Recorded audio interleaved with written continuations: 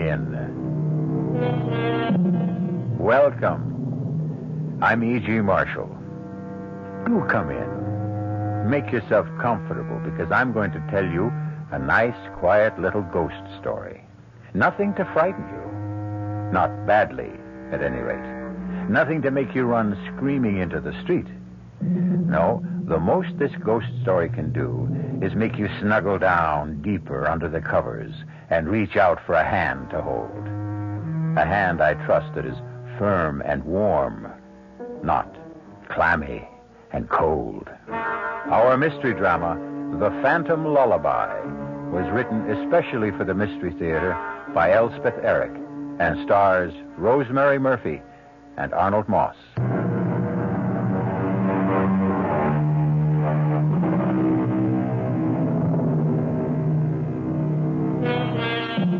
I myself have never met a ghost. I don't know why. Perhaps something in my personality puts them off. But if ever I should, I hope he'll do something more than moan and sigh and clank chains. What I should really enjoy would be a nice, chatty ghost who'd sit down and talk things over. Things like whether the life after death is really pleasanter than the one before. And if it is, why is it? Things like that. Things that only a ghost would know.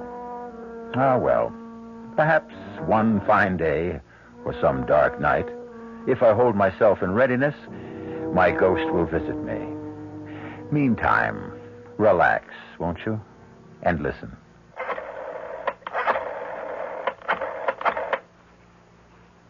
Hello? Intercoastal Airlines? Well, can you tell me if Flight 509 from New York is on time? Yeah, I'll hold on. Ellen's room is finished. Good. I've ordered new curtains. Oh, I hope she likes her room. Oh, I'm sure she will. I'm sure she...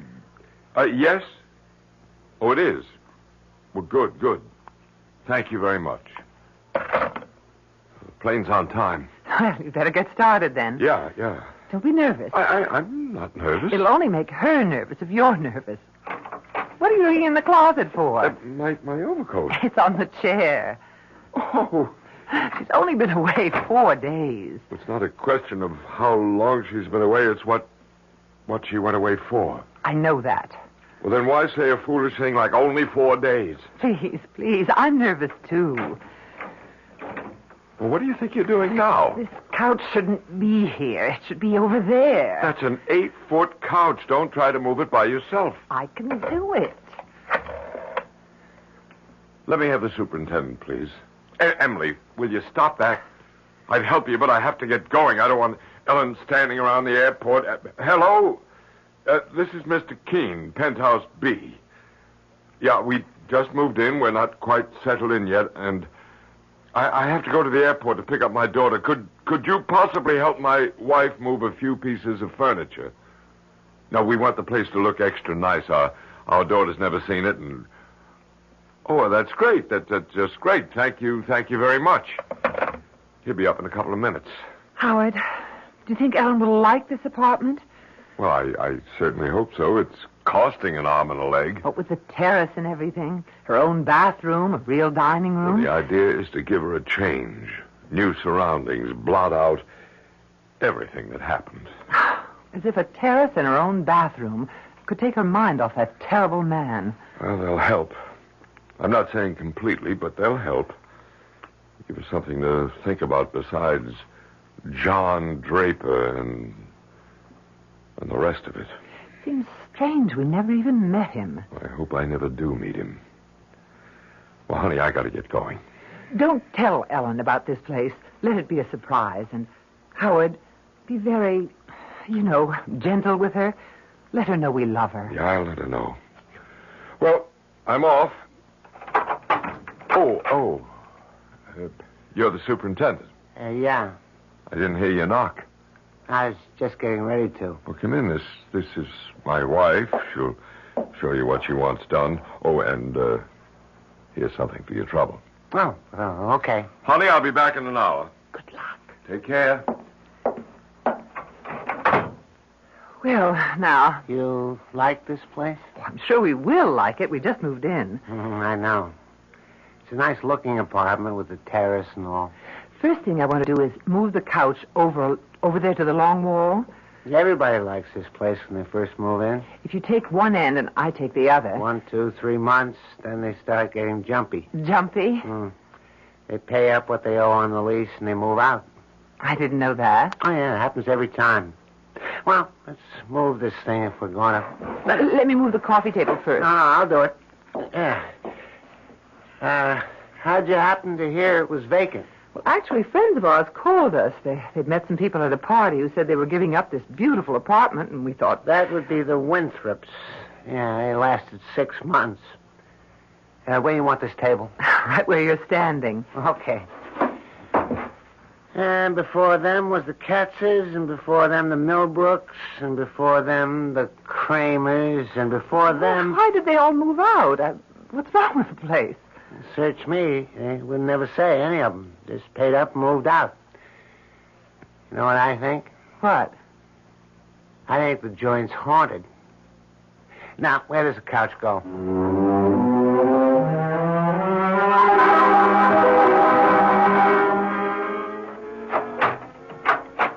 Enter, young lady. Ellen.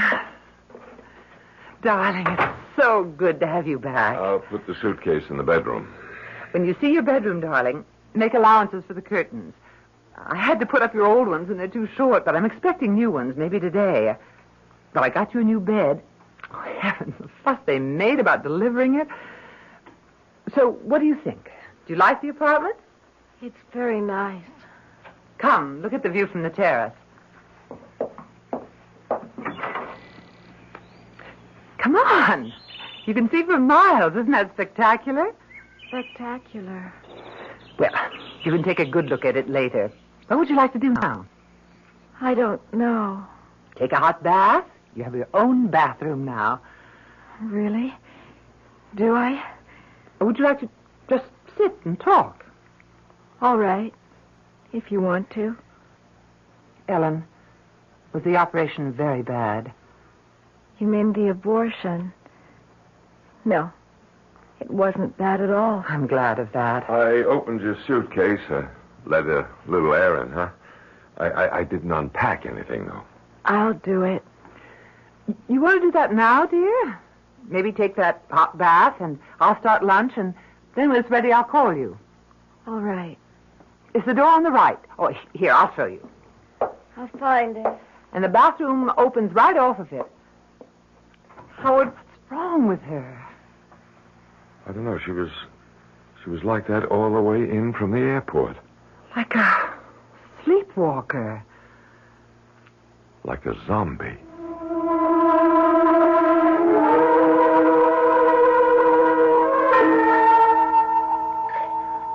Howard?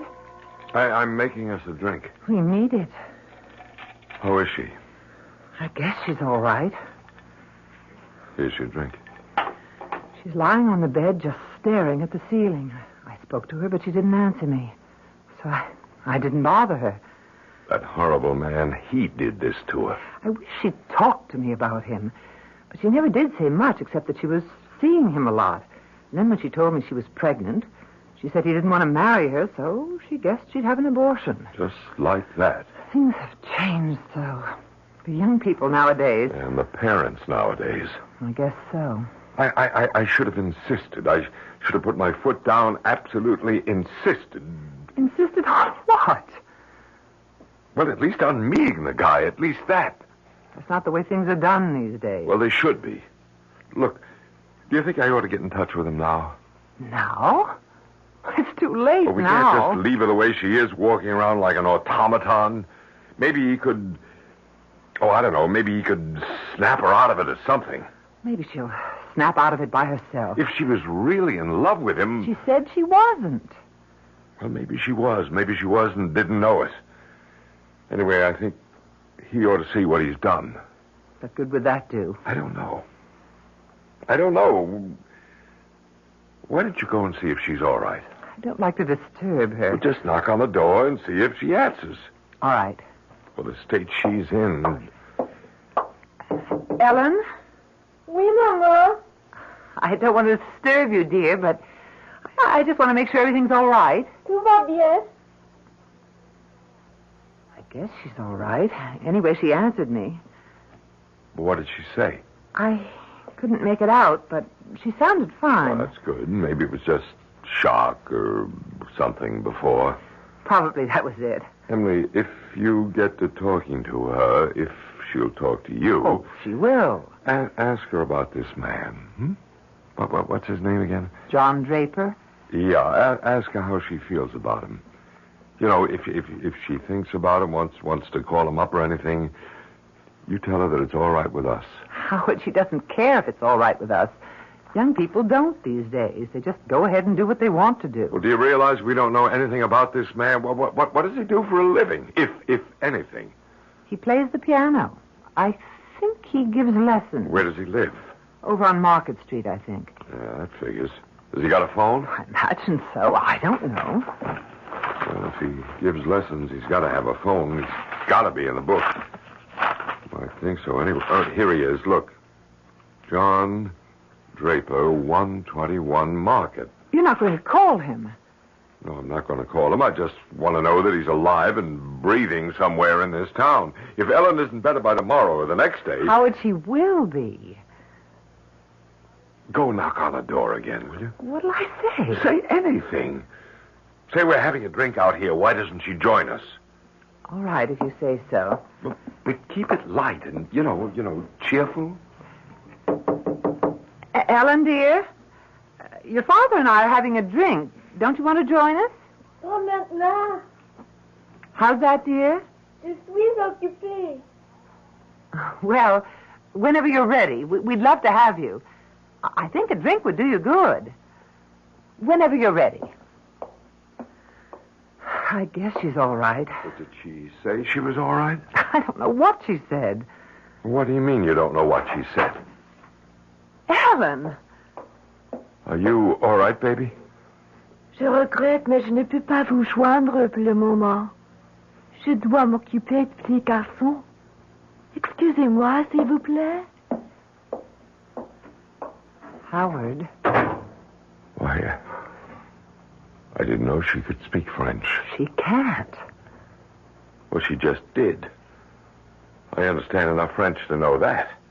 What did she say? Could you tell? Well, she said she couldn't join us just now because she had to take care of the little boy. Do you agree with Anthony Trollope that the chief duty a parent owes a child is to make the child happy? I think I do. And I think in their more beneficent moods, most people do. Why, then, are there so many bitterly unhappy children?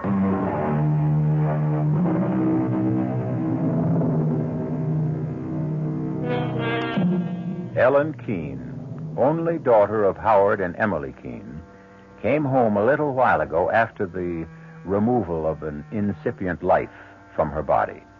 In the new penthouse apartment her parents have rented, in an anxious effort to lift her spirits, she has just now delivered her longest utterance since she arrived. Je regrette, mais je ne peux pas vous joindre pour le moment. Je dois m'occuper du petit garçon. Excusez-moi, s'il vous plaît. Howard? Why, I didn't know she could speak French. She can't. Well, she just did. I understand enough French to know that. What did she say? Could you tell?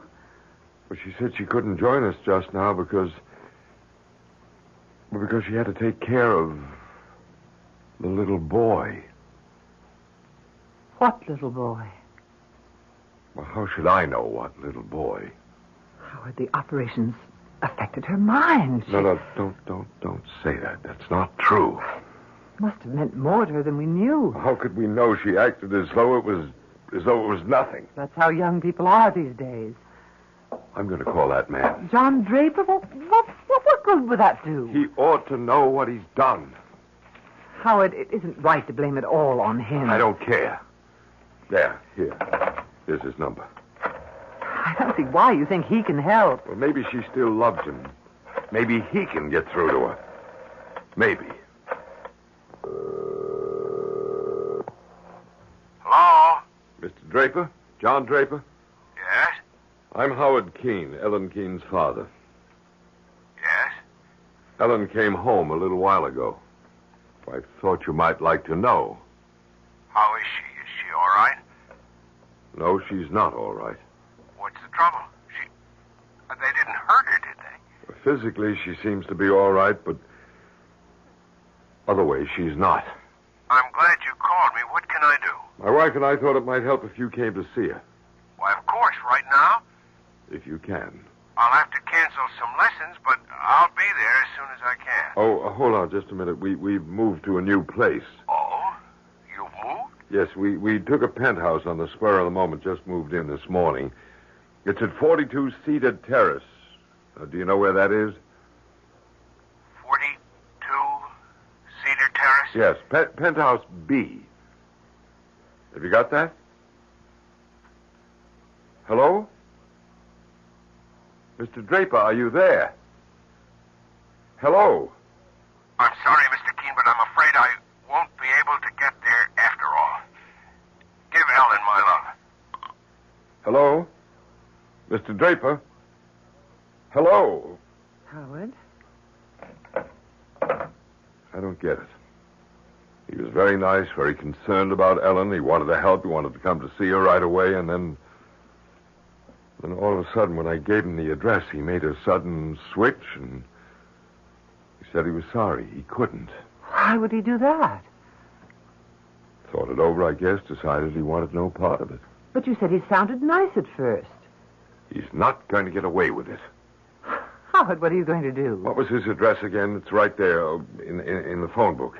I'm going to get him to see Ellen if I have to drag him here. What's the address? 121 Market Street. Howard, I wish you wouldn't go. I'll be back in half an hour. You stay right here. You think I should call Dr. Stone? No, not yet. Well, what could we say to him? That our daughter talks to us in French when she doesn't know any French? That she says she has to take care of a little boy when there isn't any little boy? No, you just stay here with her, and I don't think she'll get violent or anything like that, and I'll be back in half an hour with Mr. John Draper. Oh, dear. Ellen? Ellen, honey?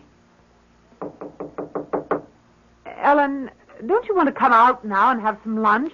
I could fix us both a sandwich and some soup. Je suis occupée. We haven't had a chance to talk. Va-t'en, maman. You're sure you're all right? Tout va bien, maman. That's the phone buzzer from downstairs, dear. I have to answer it. Yes? This is Super, Mrs. Keene. I got a big package down here for you. Package? What kind of package? It's big. It's from, Standish Decorators. Oh, it must be the curtains for my daughter's room. You want me to bring it up? Yes. Would you please? Yeah, I'll be right up. Thank you. Ellen, darling? Ellen, the curtains for your room have come. You remember I told you I ordered new ones? What do you think? Shall we take down the old ones and put up the new ones? I'm dying to see how they look. Ellen, dear? Ellen? Voilà, mon petit. Ne pleure pas, mon petit. Ellen? Ellen, answer me. Va-t'en, maman. Je suis occupée. Dear God. I don't know what to do. Yes, I'm coming. I'm coming. Just a minute. Your package, Mrs. Keene. Thank you. Thank you. You, okay, Mrs. Keene? What? Well, you look kind of peculiar. I do? What's the matter? Ghosts been bothering you? Ghosts? I told you the place was haunted. Yes, you did, didn't you? Didn't think they'd be getting to you so soon, though. Look, come in for a minute, will you? Do you mind? I'd like to talk to you. Oh, yeah, okay. Tell me, why you say this apartment is haunted. It was just a guess. You don't really know, do you? No, I don't really know about this apartment, no, but I know quite a lot about ghosts from personal experience. Tell me what you know. Well, I guess everybody knows that ghosts are no more and no less than the spirits of the dead who won't leave the earth, right? I mean, that's pretty obvious, wouldn't you say? I wouldn't know anything about it. Oh, well, I thought everybody knew that. Well, that's what they are. The only difference between one ghost and another being why they won't leave the earth, why they keep coming back to haunt.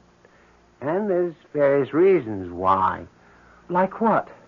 Well, they could be they're in love with some live person who returns that love even after death. That's one reason. What other reasons are there? Well, there's a ghost that won't admit to death, a ghost who resents the people who've gone on living. Now, this, generally speaking, is the ghost of some person who is used to lording it over everybody in life and comes back to try to lord it over them some more. That's another reason for ghosts. What other reasons? Then there's the kind that just can't understand how it happened. How what happened? Death. Their own death. That's the kind of ghost I understand very well. My sister's one of those. You mean your sister doesn't understand how she happened to die? Is that what you mean? She was 12 years old. She was on her way to school. And a car came along with a drunken driver behind the wheel, and the car swerved up on the sidewalk and killed her. She never knew what happened. Before she knew anything, she was dead. And her ghost comes back? Every night. Every night I wake up and hear crying. What do you do? I try to explain it to her, but what can I say? It doesn't make any sense. Drunk in a car and her on her way to school. No, it doesn't make any sense. It makes more sense to kill yourself, don't you think? That way you got something to say about how you go and when. Not just leave it up to some drunk in a car. Well, that's my opinion anyway. All right, I better be getting back downstairs. Couldn't you just stay for a little while? I don't feel like being alone right now. My husband will be home in about half an hour. He went to see somebody over on Market Street. No, I can stay a little while if you like me to. I'd appreciate it. We'll talk about ghosts, huh? That's my favorite topic. Ghosts.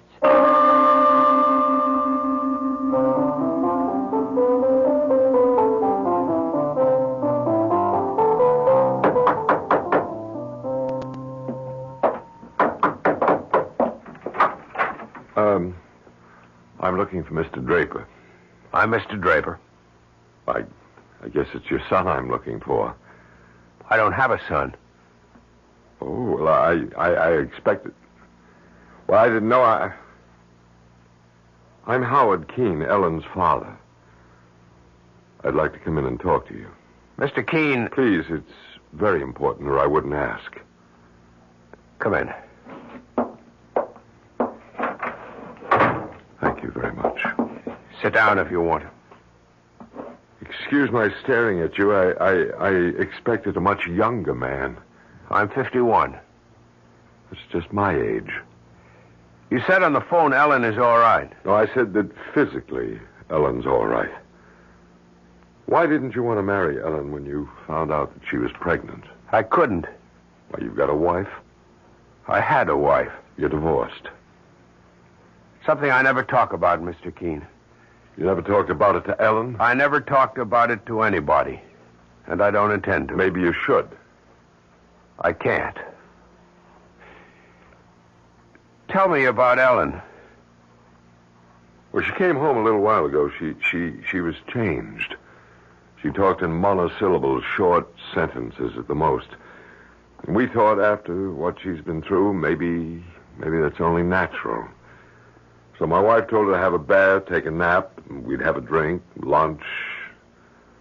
Well, my wife and I were talking, Ellen came out of a room and spoke to us, quite a long speech, and every word of it in French. In French? Now, Ellen doesn't know any French. You never spoke to her in French, did you? Never. Well, Never. I just wondered. What did she say in French? Well, she said she was sorry she couldn't join us for a drink, but she had to take care of a little boy. What little boy? I have no idea.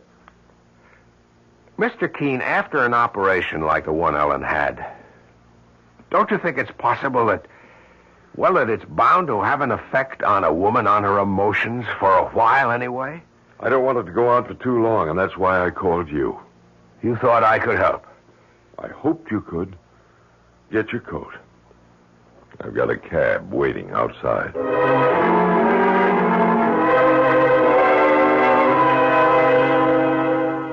Now I've told you everything I know about ghosts, Mrs. Keene. Have you seen the one that's haunting this place? No. I'm not even sure there is one. Well, I'll be getting on downstairs if you don't need me for anything. Well, if you could, I'd really appreciate your helping me put these curtains up. If you have the time. Oh, yeah, I got a few minutes. They're for my daughter's room. I'm not sure we should go in there. She's been resting. I'll tell you what, I'll knock on her door. If she's up, I know she'd love to see the curtains. Ellen, dear, it's Mother. The superintendent is here, and if it's all right with you, we'd like to put up the new curtains. You know, I told you before they just came from the shop. Ellen, dear, I'm going to open the door and come in because I think you've been by yourself long enough. I really do. Ellen? What's the matter? Oh! Mrs. Keene, what? Good Lord. She's not moving. She's not breathing. Her eyes are wide open. She's dead. She's not dead. Don't say such a thing. Don't you dare say such a thing. Mrs. Keene, what are you doing? Calling the doctor, you fool. Doctor won't do any good. She's dead.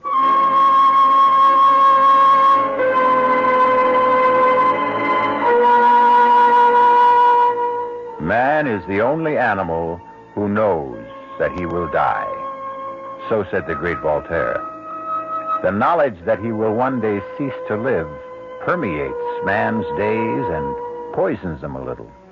I think that if ever I am given another life, I should like to live it as a bird or a monkey or a chipmunk or a beetle. It doesn't add much to the enjoyment of life to know that it won't last long. You remember I promised you a quiet little ghost story? I think I've kept my promise so far. Though, of course, in any story, there must be an explosion or two. At this moment, Mr. Keene, Ellen's father, is preparing to enter a taxicab with Mr. Draper, Ellen's one-time lover. Is that married? Yes. But you weren't divorced? No. Your wife died? Yes. I see. How long ago was that? What? How long ago did your wife die? 25 years ago. Do you and your wife have any children? Yes.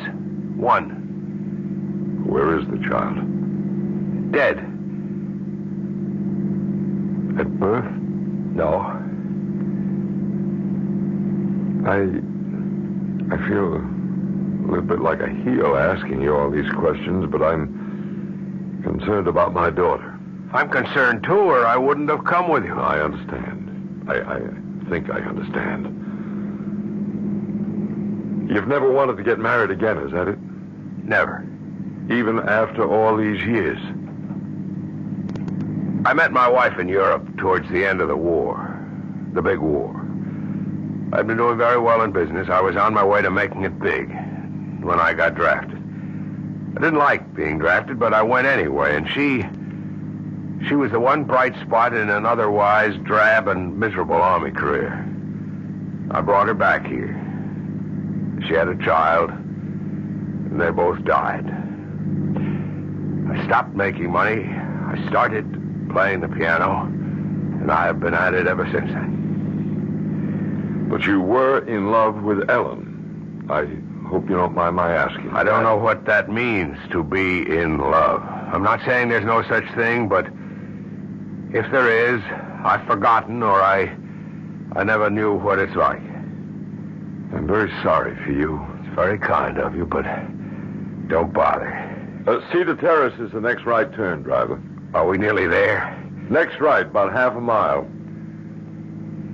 My wife and I just moved in. We wanted to do something for Ellen. We heard through friends about this marvelous apartment that was suddenly available, a penthouse of all things. Penthouse B, you said? Yeah, we took it on an impulse, thinking it'd be something for Ellen to come home to take her mind off everything. You know, what she'd been through. And did it? Well, no. No, she's hardly said a word about the place since I brought her home from the airport. She's hardly said anything about anything. Just a few words of French, and that one thing about not being able to have a drink with us before lunch because she had to look after a little boy. How could she speak French when she doesn't know any French? And what little boy did she have to look after? I don't understand any of it, not any of it. Hold on. We're almost there. Maybe Ellen will be all right, more of herself anyway, and then you can ask her. You just hang in there for a couple of minutes more.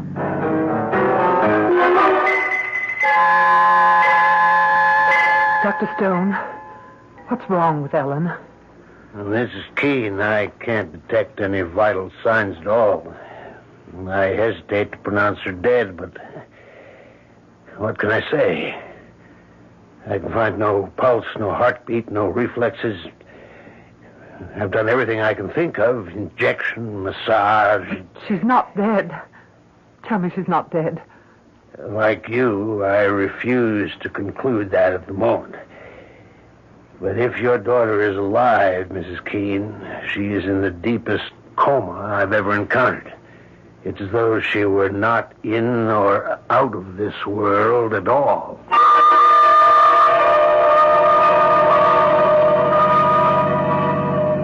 It's that tall building on the corner, driver, number 42. A very tall building. How's that? I said it's a tall building. Well, compared to the way they build them nowadays, it's not so tall, but I guess when they put it up, it was considered pretty daring. Hey, what do you think you're doing? I just can't. You get back in there. Driver, stop the cab. Hey, stop. I can't go up there. I can't. I don't care if you can or can't. You're going to. Now, march. Don't you try anything now. I got hold of you. I can't do it. You let me pay the cab. Here you are, driver. Now you get going. Mr. Keene, I know you think this is very strange. You bet I think it's very strange. I can explain. After you've seen my daughter, you can explain.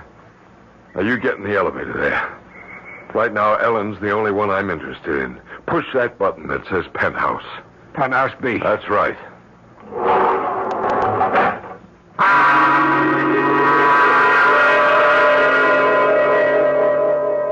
Mrs. Keene, if Ellen isn't dead, and I'm still not convinced, then she's either in a very, very deep coma or... Here I'm getting into territory that I don't understand at all. She's in a trance. A trance? We hear of these things, people who can control their body functions. I was told of a man who could make one half of his arm stone cold and the other half blood warm. He could do it at will, or so I was told. I can't believe it. Do you believe it? Mrs. Keene, there isn't a doctor alive today who would deny the power the human mind has over the human body. But... Oh, that must be my husband. Yeah, well, I want to talk to him. I'll only be a second. Yes, I'm coming. Howard. Mr. Draper? That's him. I'm Ellen's mother.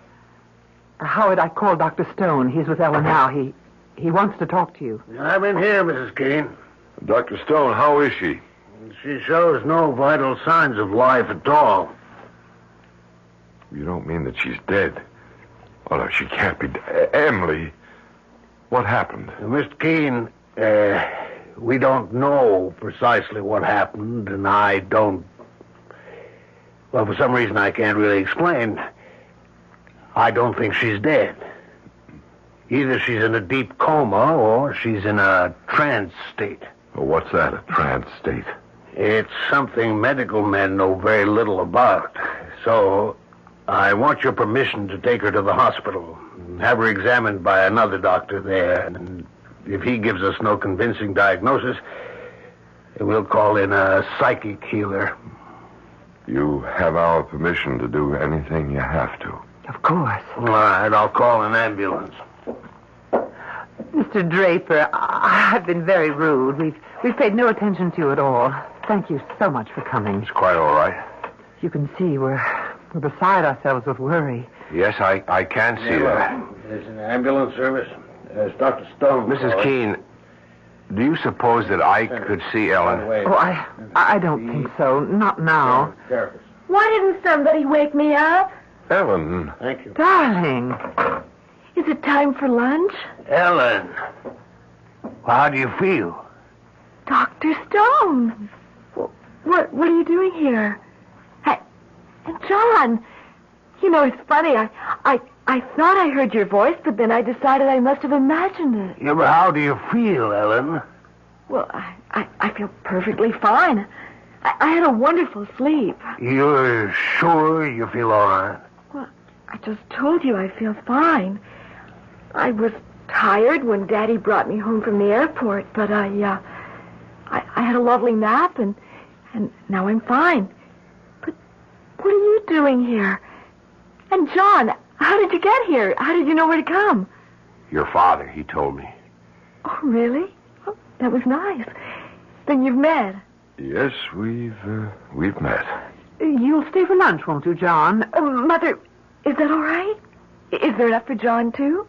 Yes, dear, there's enough. But first, don't you think you ought to bathe and change your clothes? I guess I should. I was going to do that before, wasn't I? When I first got here. But then I got busy with something or other, and I forgot all about it. You want me to come with you, dear? It would be nice. We haven't had a chance to talk, have we? No, but we will. See you off for lunch. Yes, Ellen. You'll stay, Mr. Draper? I'm not sure that I can. Please do. Ellen seems to want you to. Mr. Keene, I don't know any of the whys or wherefores, but your daughter seems to be all right. Yes, she seems to be. All right. I'm going back to my office. I'll be there all afternoon. If anything happens to alarm you, please call me. I can be here in 5 minutes. Thank you, Dr. Stone. No, don't bother to come to the door. I'll let myself out. I'm glad she's all right. I suppose you don't believe there was ever anything wrong. I don't know. After all, you didn't see her when she was, well, the way she was. I know your daughter very well, Mr. Keene. I know what a sensitive girl she is. I told you in the taxi that I didn't believe I knew the meaning of being in love. Now I'm not so sure. I think I was, in my own neurotic way, in love with Ellen. We were very close. Well, why did you make such a fuss about coming here? Why did you try to jump out of the cab? What was that all about? I had been here before. When? When were you ever here? I used to live here. In this apartment? Penthouse B, yes. But when was this? 25 years ago. You lived here with your wife, huh? And your child? Yes. And your child was a little boy? Yes. How old was the child when he died? 2 years old. And your wife, how old was she? 21. They both died while you were living here. I can see why you wouldn't want to come with me. It's not just that they died. Well, what was it? It was the way they died. Tell me about it.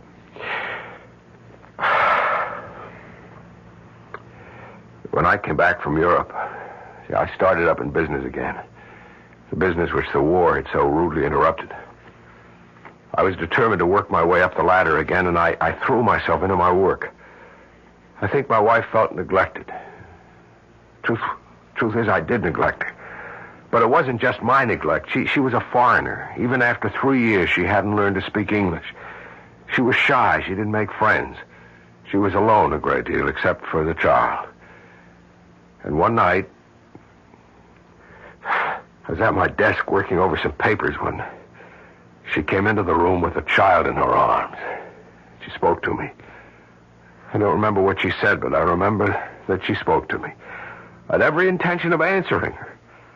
But I didn't want to be bothered at that precise moment. Half a minute later, I turned around and she wasn't there. She had jumped from the terrace. She had jumped from the terrace with the child in her arms. Good Lord. Do you think it's possible? I know how far-fetched it sounds, but is it possible that the little boy Ellen told us she had to look after was the ghost of your son?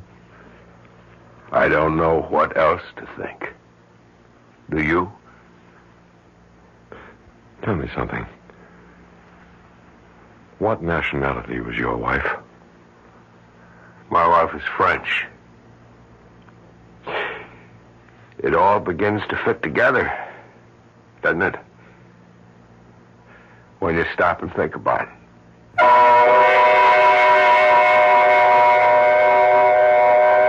When you stop and think about it, you don't want to stop and think about it? That such things don't bear thinking about? All right. Don't stop. Go right on doing the things you've always done. Waking in the morning, putting in the hours until it's time to go to sleep again. Don't, for an instant of your busy day, think about such things. But that won't make the things go away. Now, will it?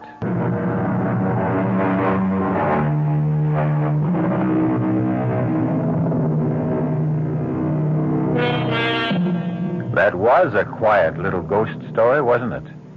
Just as I said it would be. Personally, I prefer ghost stories to be quiet. For ghosts, generally speaking, having no physical equipment, tend to be quiet.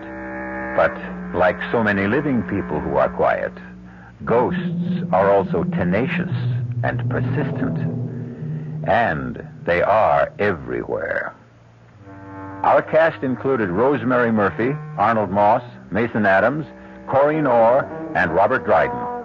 The entire production was under the direction of Hyman Brown.